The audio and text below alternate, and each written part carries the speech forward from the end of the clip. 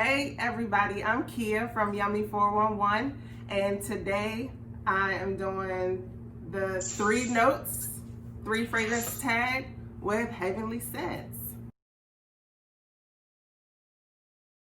My first note that I'm going with is Fig. It's a newer note for me because I've only experienced Fig with Fig Newtons or on a plate with savory fruit. So to smell it in fragrance is a whole different story. But what I have and what I've explored in fragrance is Mancera Pearl. So this is definitely a beast mode fragrance, and it's fig in the top with bergamot, and then it has rose in the middle with jasmine and violet, and your favorite white musk is at the base. So it's very potent. It's beast mode, but it's not dark. It has depth with that white musk and ambergris in the base. The second one that I have is Mugler's Angel Eau Croisière. So this is a famous little gradient star. It's so beautiful, but this one is different from last year's release because it has fig on the top. It has your same angel DNA with patchouli, vanilla, and praline in the base, but it is a nice tropical cocktail, as I like to call it, with that fig on the top and a whole fruit salad it smells like. The last fig fragrance that I have is another one by Mugler, and this is Womanity, and it is a salty fig fragrance. It gets its salt from caviar, and it is a nice green fig. So nice and light enough for the spring and the summer. Those are my fig fragrances. One flower that I don't think I ever really enjoyed that much until getting into fragrances a little bit more is rose. So if you would have asked me before about rose, I would have been like, ew, no, that's for my grandmother. However, just got to find the right one. So the first one, the first fragrance that I am showing is Lancome's Idole. And it's for, I think it's for everybody. It's bright, it has bergamot in the top with some freesia. And then it's basically a musky rose fragrance after that. It stays nice and sparkly in the top, and then it mellows out to a musky rose fragrance, and I actually love it. The second one that I have here is Oscar de la Renta's Bella Rosa. So this is another rose-based fragrance.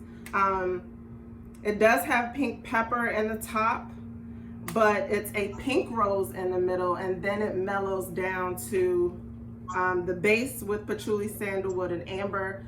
Like, I really was surprised by this. This was a blind buy. I wasn't sure what to expect, but it's one that I definitely enjoy. And lastly, pulling out this one, I call her my pink bottle boo. This is none other than the infamous Parfums de Marly de Lina Exclusive. So this one is a predominantly powdery rose fragrance, but what people do like about it is that the top starts off with a nice bright fruity rhubarb note, and then it mellows out to a powdery rose, but it doesn't go too deep where it's sultry, but it's nice and sensual. I absolutely love this. So yeah, so I'm a fan of rose when I find the right one. My last note, I am doing vanilla.